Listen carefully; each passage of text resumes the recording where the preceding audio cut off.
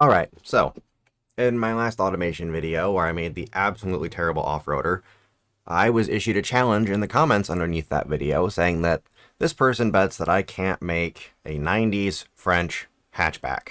So, that's what I'm doing today, making a 90s French hatchback. But I'm also going to take this time to create my own shit-tier brand, much like Automotive Flux and Twin Turbos have, and consider as well with the Common Turismo, the Bugo, and the Bada.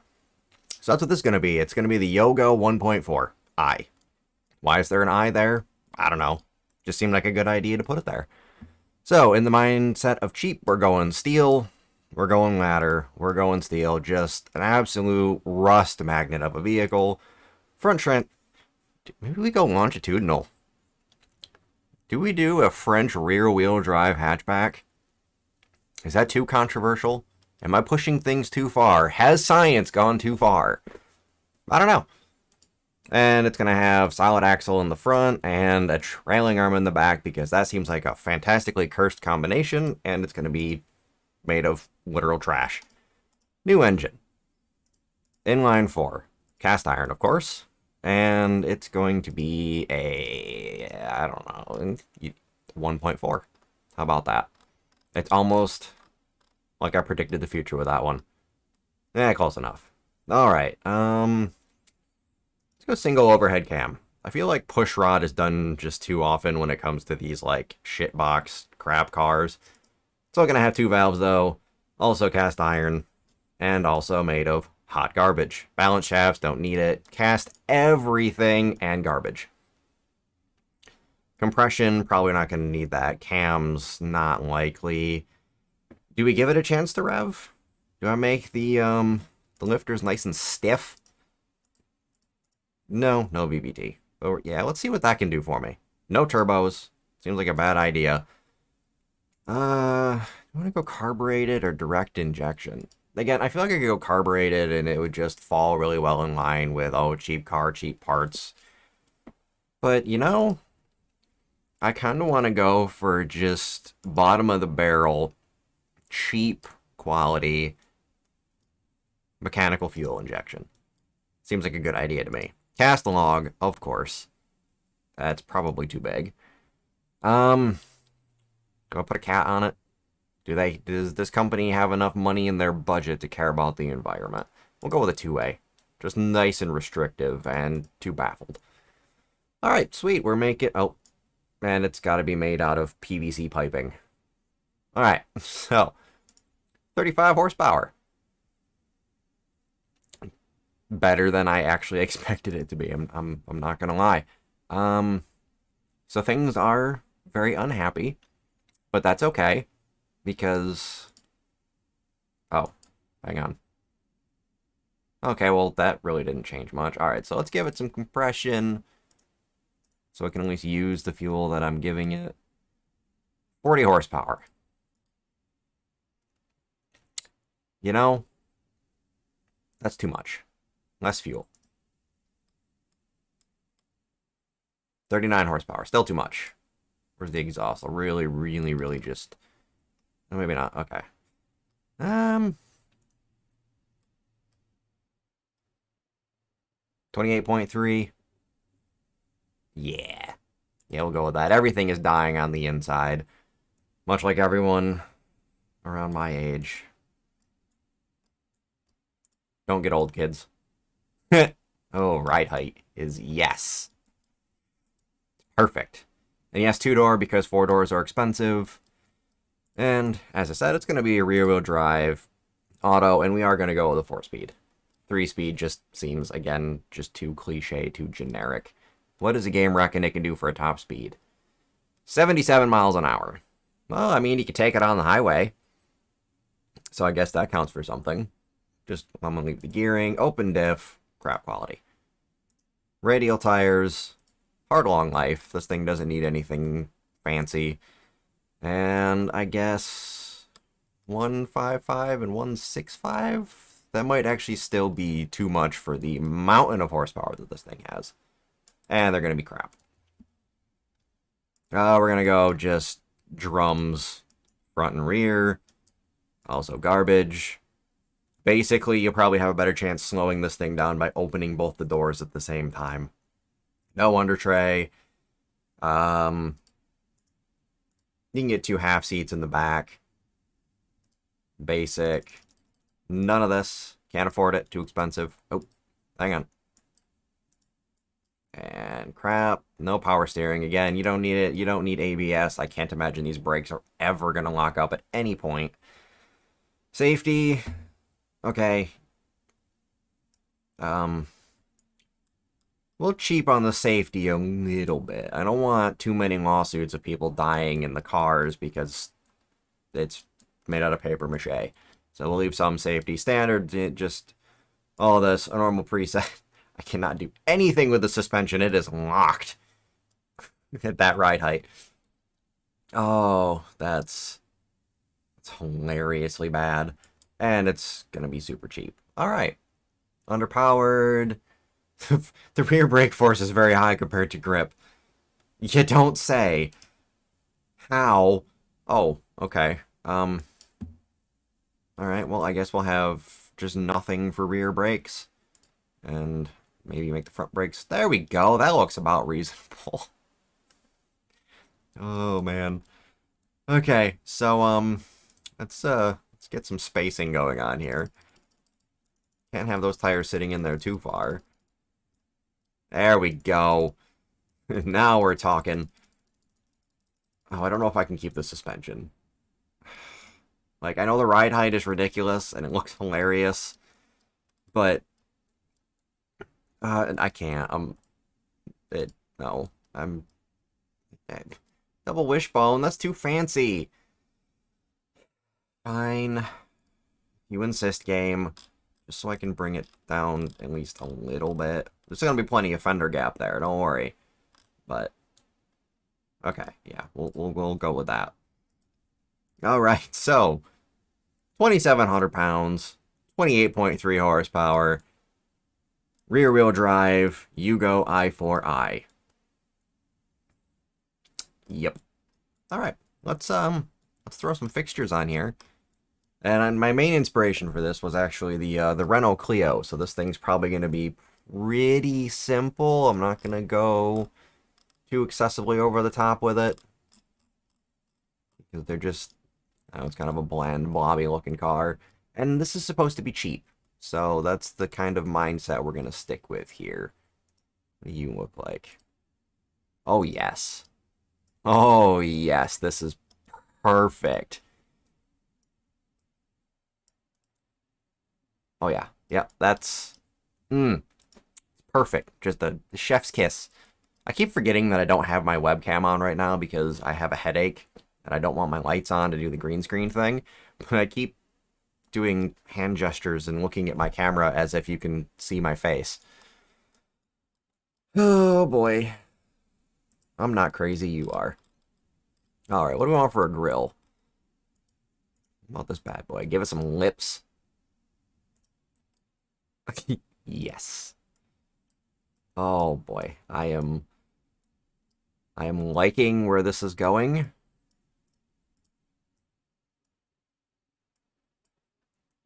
Maybe it does have to stay that big, just to get, things to line up properly. Let's bring you forward. All right. I mean, I think this girl's a little bit too modern looking for 90s, though, as much as I liked that. That's something that's going to be a challenge for me with this one more than anything else, is not making a car from 1991 look like it just rolled off the production line yesterday.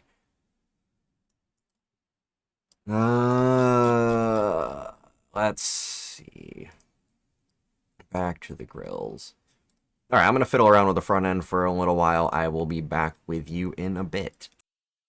All right, so this is where I'm at with the front end. It's a happy little thing, that's for sure. All of this down here, this is all just for show. Completely blocked off, no ventilation is happening through any of these. Kind of like a parts car kind of thing, or parts bin car. One of those. Where they just kind of found some pieces and slapped them on there. Maybe they scavenge it from some other place, and this was like a pre-production mold part or something. They just kind of bolted it to the front of this thing. I don't know. But yeah, the whole bottom half does absolutely nothing. It's just there to look nice for the most part. And I use the term nice very, very loosely for this thing. Let's get a number plate on there. Let's put it in... No, maybe not that one. Where's the... That one will work. It's got a buck tooth. I love it. This thing is so adorable. Okay. So it's going to be the same basic idea on the rear end. I'm going to slap some pretty simple things on here and call it a day on that. No, that all just looks like just too fancy, but maybe these things. Oh, there it is. Okay. A little bit of lag going on there. Don't know what that was about. Just make things a bit taller, really fill in this corner here. I guess it's as tall as they're going to get. And it's disgusting. Alright, well, I guess that's as much as those are going to get. I mean, I guess they're not the worst. Could be much, much worse. Need to slap something on the back here. Yeah.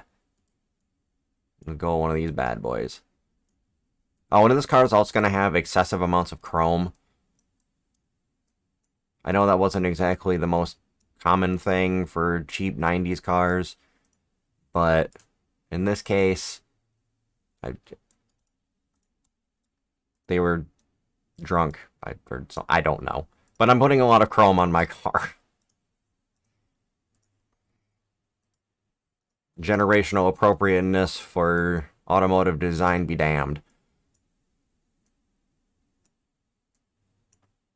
No, I don't like any of that.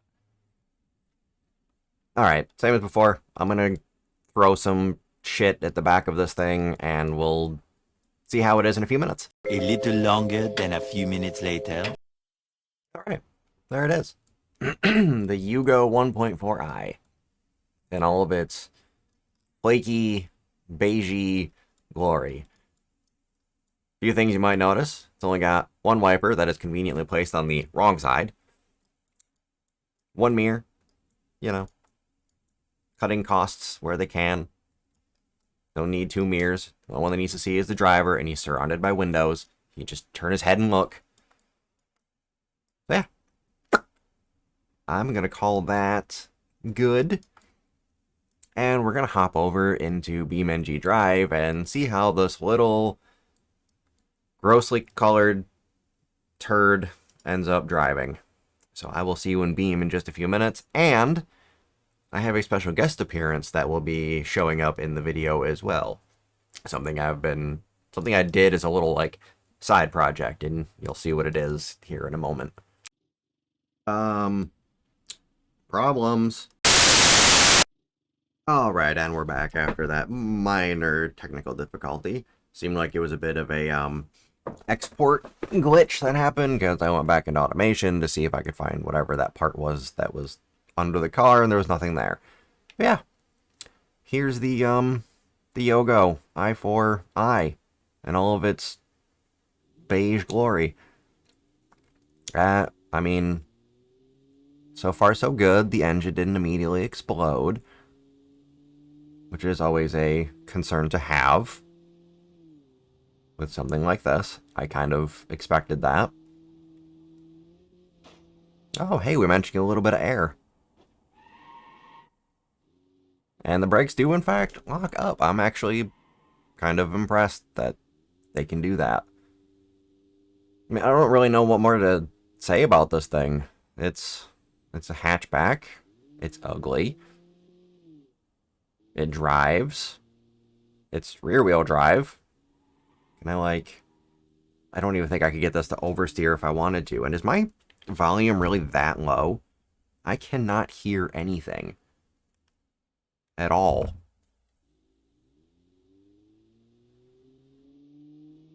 Wow, it's quiet, despite having such absolutely terrible parts on it. Alright, let's take it up on the highway. See if this thing can actually achieve that 77 miles an hour that automation claims it can.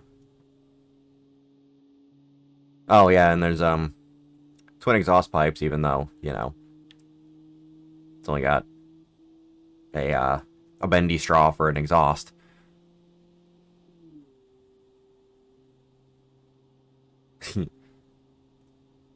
I think 77 miles an hour is doable eventually. I'll give it the benefit of the doubt, though, and I will start at the top of the hill and see if it can actually make this happen. And I'd love to make this thing be able to, like, slide or break the grip on the rear end or something, just to drift this little turd. Also, forgive me if I got the number plates wrong. I'm a filthy American and I live in Florida. We only have one number plate here. So, if these European ones that are supposedly French are wrong, then don't get mad at me. I don't know such things. My simple American mind cannot comprehend foreign license plates. Alright, so 62 miles an hour. Looks like, oh, 63. I don't think this can actually do 77 miles an hour. I'm going to be completely honest with you. Oh, 64. But I mean, for what it's worth, it's got 28 horsepower, weighs, what was it, 2,700 pounds? Which is the same weight as my old car was, and pretty close to the same weight as the Veloster is that I have now.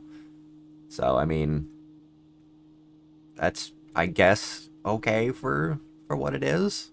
Like, you can safely drive on the highway. Huh. Oh, are we going down? Yeah, I think we're going slightly downhill now. So yeah, can confirm it can break 70 miles an hour when going downhill. But on a flat surface, maybe eventually. But, alright, let's just crash it into something. Just make it go squish.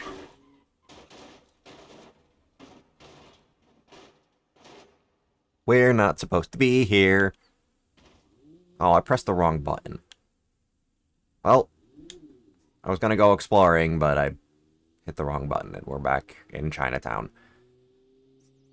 Yeah, I mean, like I said, I don't know what more I really expected out of this thing. For what it is, it's a car. It is an car. And I don't actually dislike it. It's ugly, but it's got some charm at the very least. But yes, the special guest appearance that I have for you. All right, here it is. The special guest.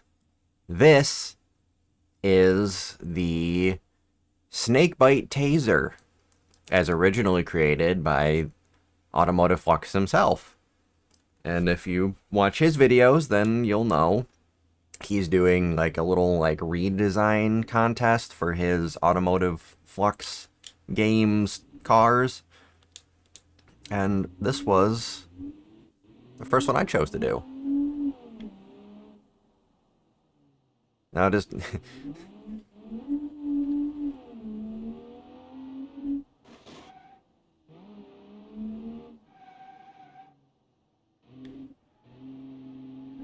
certainly sounds better than the Yogo does, which really shouldn't be much of a surprise. But yeah, this is actually, I'm very happy with this because it's one of my more crazy creations, and it's actually drivable. So, Philman, if you're watching, this one's for you. Brought in one of my more insane machines. It's not tuned very well. Brakes are absolutely atrocious. Let's lock the diff and see if we can drift with this thing. That could be fun, right?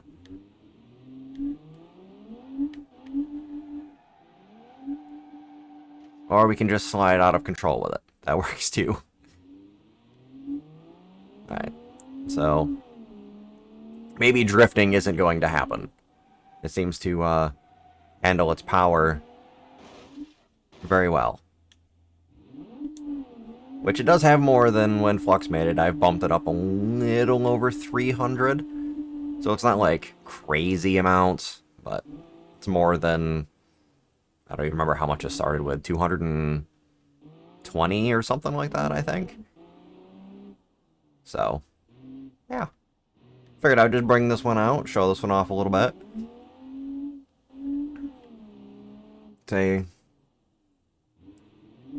fun vehicle for sure. Alright. Oh. Just gonna curb the shit out of those rims. They're like 23-inch rims, I think. Yeah. So, I think I'm gonna call it here. I did a, took on the challenge, made a French hatchback, made a rear-wheel drive, because it's weird. Made it into a total shit box. Got to, show off the snakebite taser, smash in the bumper, curb the rims. It's a good day, good day.